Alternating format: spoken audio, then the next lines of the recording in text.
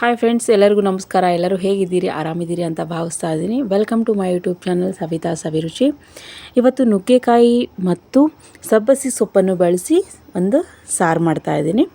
ಮೊದಲಾಗಿ ನುಗ್ಗೆಕಾಯಿನ ಹೆಚ್ಚಿಟ್ಕೊಂಡಿದ್ದೀನಿ, ಅದನ್ನು ಬೇಯಿಸ್ಲಿಕ್ಕೆ ಇಟ್ಬಿಡ್ತೀನಿ. ಅದಾದ ನಂತರ 1 ಕಪ್ ಬೇಳೆ ತೊಗೊಂಡಿದ್ದೀನಿ, ಸ್ವಲ್ಪ ಕ್ಯಾರೆಟ್, ಒಂದು ಸ್ವಲ್ಪ ಬೀನ್ಸ್ ಮತ್ತು ಸ್ವಲ್ಪ ಸಬ್ಬಸಿಗೆ ಸೊಪ್ಪನ್ನು ತೊಗೊಂಡಿದ್ದೀನಿ. ಸಬ್ಬಸಿಗೆ ಸೊಪ್ಪು ಒಂದು ಕಟ್ ತೊಗೊಂಡಿದ್ದೆ ನಾನು. ಸೊ ಅದನ್ನು ಸಣ್ಣದಾಗಿ ಹೆಚ್ಚಿ ತೊಳೆದ್ಬಿಟ್ಟು ಹಾಕ್ತಾಯಿದ್ದೀನಿ. ಅದಾದ ನಂತರ 2 ಟೊಮೊಟೊ ಯೂಸ್ ಮಾಡ್ತಾಯಿದ್ದೀನಿ. 2 ಟೊಮೊಟೊ ಹಾಕ್ಕೊಳ್ಳಿ ಮತ್ತು 2 ಲೋಟ ನೀರನ್ನು ಹಾಕಿ ಚೆನ್ನಾಗಿ 3 ವಿಸಿಲ್ ಬರೋವರೆಗೂ ಕೂಗಿಸ್ಕೊಳ್ಳಿ. ಓಕೆನಾ. ಆಲ್ರೆಡಿ ಮತ್ತು ನುಗ್ಗೆಕಾಯಿ ಅಂತೂ ಬೆಂದಿರುತ್ತೆ. ಈಗ ಬಾಜು ಇಟ್ಟಿದ್ದೆ ನಾನು, ಸೊ ಅದು ಕೂಡ ಬೆಂದಿದೆ. ಅದಾದ ನಂತರ 3 ವಿಸಿಲ್ ಆಗಿದೆ ನೋಡಿ. ಬೇಳೆ ಈ ರೀತಿ ಚೆನ್ನಾಗಿ ಬೆಂದಿದೆ. ಓಕೆನಾ. ಈಗ ಒಗ್ಗರಣೆಗೆ ತಯಾರು ಮಾಡ್ಕೊಳ್ಳೋಣ. ಒಂದು ಪ್ಯಾನ್ ಇಟ್ಟಿದ್ದೀನಿ, ಅದಕ್ಕೆ ಒಂದು 2 ರಿಂದ 3 ಸ್ಪೂನಷ್ಟು ಆಯಿಲ್ ಹಾಕ್ಕೊಳ್ಳಿ. ಸ್ವಲ್ಪ ಆಯಿಲ್ ಬಿಸಿ ಆಗೋವರೆಗೂ ಬಿಡಿ. ಹಾಗೆ ನಾನು ಆಫ್ಟರ್ ಲಾಂಗ್ ಟೈಮ್ ವೀಡಿಯೋ ಮಾಡ್ತಾಯಿದ್ದೀನಿ, ದಯವಿಟ್ಟು ನಿಮ್ಮ ಸಪೋರ್ಟ್ ಇರಲಿ. ಓಕೆನಾ. ಎಣ್ಣೆ ಕಾದಿದೆ. ಈಗ ಸ್ವಲ್ಪ ಸಾಸಿವೆ ಮತ್ತು ಜೀರಿಗೆ ಹಾಕ್ಕೊಳ್ಳೋಣ. ಅದಾದ ನಂತರ ಸ್ವಲ್ಪ ಕರಿಬೇವಿನ ಸೊಪ್ಪು ಹಾಕ್ಕೊಳ್ಳೋಣ. ಅದಾದ ನಂತರ ಒಂದು ಈರುಳ್ಳಿ ಸ್ವಲ್ಪ ದಪ್ಪ ಹೆಚ್ಚಿದ್ದೆ ನಾನು, ಸೊ ಅದನ್ನು ಹಾಕ್ಕೋತಾ ಇದ್ದೀನಿ.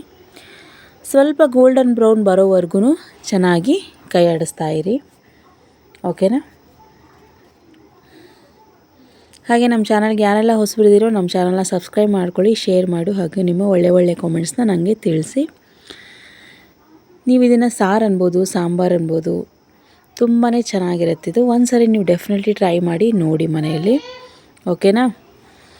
ಈಗ ನಾನು ಸ್ವಲ್ಪ ಹಿಂಗೆ ಹಾಕೋತಾ ಇದ್ದೀನಿ ಇದಕ್ಕೆ.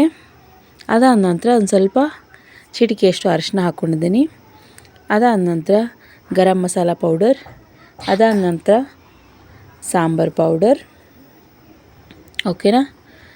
ರುಚಿಗೆ ತಕ್ಕಷ್ಟು ನೀವು ಸ್ಪೈಸಿ, ನಿಮಗೆ ಖಾರ ಎಷ್ಟು ಬೇಕೋ ಅದರ ಅನುಸಾರ ನೀವು ಖಾರದ ಪುಡಿ ಹಾಕ್ಕೊಳ್ಳಿ. ನಾನಿಲ್ಲಿ 1 ಟೀ ಸ್ಪೂನಷ್ಟು ಹಾಕ್ಕೊಂಡಿದ್ದೀನಿ. ಅದಾದ ನಂತರ ಇಲ್ಲಿ ಸ್ಮ್ಯಾಶ್ ಮಾಡಿದಂಥ ಬೇಳೆನ ಈಗ ಇದಕ್ಕೆ ಆ್ಯಡ್ ಮಾಡೋಣ. ಓಕೆನಾ. ನೋಡಿ, ಸ್ಮ್ಯಾಶ್ ಮಾಡ್ಕೊಂಡಿದ್ದೆ ನಾನು. ಸ್ವಲ್ಪ ಬೇಳೆ ಇರಲಿ, ಅಂದರೆ ಅನ್ನದ ಜೊತೆ ತಿನ್ನಬೇಕಾದ್ರೆ ತುಂಬಾ ಚೆನ್ನಾಗಿ ಅನಿಸುತ್ತೆ, ನಿಮಗೆ ಟೇಸ್ಟ್ ಅನಿಸುತ್ತೆ. ಓಕೆನಾ. ಸ್ವಲ್ಪ ಕೊತ್ತಂಬರಿ ಸೊಪ್ಪು ಹಾಕ್ಕೊಂಡಿದ್ದೀನಿ. ಅದಾದ ನಂತರ ಈಗ ಬೇಯಿಸಿ ಇಟ್ಕೊಂಡಿರೋಂಥ ನುಗ್ಗೆಕಾಯಿ ಕೂಡ ಇದಕ್ಕೆ ಹಾಕೋತಾ ಇದ್ದೀನಿ. ಓಕೆನಾ. ಸಬ್ಬಸಿ ಸೊಪ್ಪು ಹಾಕೋದ್ರಿಂದ ಇದರ ಟೇಸ್ಟ್ ತುಂಬಾ ವಿಭಿನ್ನವಾಗಿ ಚೆನ್ನಾಗಿರುತ್ತೆ. ಒಂದ್ಸರಿ ನೀವು ಟ್ರೈ ಮಾಡಿ ನೋಡಿ. ಬೋರ್ ರೈಸು, ಸಾಂಬಾರು ಈ ಥರ ಎಲ್ಲ ತಿಂದು ಬೇಜಾರಾದಾಗ ಇದನ್ನು ಕೂಡ ನೀವು ಆಲ್ಮೋಸ್ಟ್ ಎಲ್ಲ ರೀತಿ ಸೊಪ್ಪನ್ನ ಹಾಕಿರ್ತೀವಿ. ಸಬ್ಬಸಿ ಸೊಪ್ಪಿಂದ ಸಾರು ಮಾಡೋದ್ರಿಂದ ಇದು ಒಂಥರ ವಿಭಿನ್ನವಾಗಿ ಚೆನ್ನಾಗಿ ಟೇಸ್ಟ್ ಕೊಡುತ್ತೆ. ಒಂದ್ಸರಿ ಟ್ರೈ ಮಾಡಿ ನೋಡಿ. ಓಕೆನಾ. ಈಗ ರುಚಿಗೆ ತಕ್ಕಷ್ಟು ಉಪ್ಪನ್ನು ಹಾಕ್ಕೊಳ್ಳೋಣ. ಓಕೆ. ರುಚಿಗೆ ತಕ್ಕಷ್ಟು ಉಪ್ಪು ಸೇರಿಸಿ. ಓಕೆನಾ. ನಾನು ಇದಕ್ಕೆ ಒಂದು ಸ್ವಲ್ಪ ಬೆಲ್ಲ ಆ್ಯಡ್ ಮಾಡ್ಕೊತೀನಿ. ಬೆಲ್ಲ ಹಾಕೋದ್ರಿಂದ ಇದ್ರ ರುಚಿ ಇನ್ನೂ ಚೆನ್ನಾಗಿರುತ್ತೆ. ಸೊ ಸ್ವಲ್ಪ ಬೆಲ್ಲ ಆ್ಯಡ್ ಮಾಡ್ಕೊಳ್ಳಿ. ಈಗ ಚೆನ್ನಾಗಿ ಇದನ್ನು ಕುದಿಲಿಕ್ಕೆ ಬಿಟ್ಬಿಡಿ. ಓಕೆನಾ.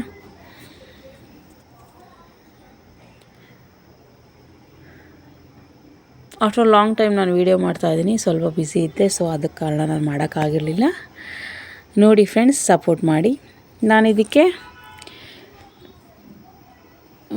1 ಲೋಟದಷ್ಟು ನೀರು ಹಾಕ್ಕೊಳ್ತಿದ್ದೀನಿ. ಸ್ವಲ್ಪ ಬೇಕಂದರೆ ಇನ್ನೊಂದು ಸ್ವಲ್ಪ ಆ್ಯಡ್ ಮಾಡ್ಕೊಳ್ಳಿ. ನಿಮ್ಮ ಥಿಕ್ನೆಸ್ ಎಷ್ಟು ಬೇಕೋ ಅಷ್ಟರ ಮೇಲೆ ನೀವು ನೋಡಿಕೊಂಡು ನೀರನ್ನು ಆ್ಯಡ್ ಮಾಡಿ. ಓಕೆನಾ.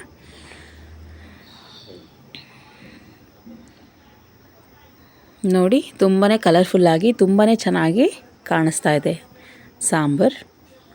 ನೀವು ಇದನ್ನು ಸಾಂಬಾರು ಅನ್ಬೋದು, ಸಾರು ಅನ್ಬೋದು. ಓಕೆನಾ.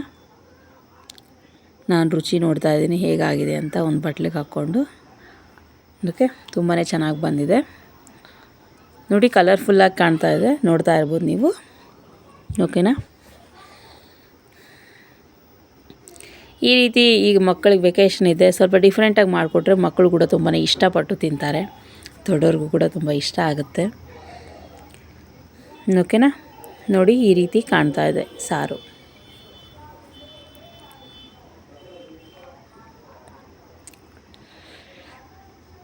ಓಕೆನಾ ಫ್ರೆಂಡ್ಸ್,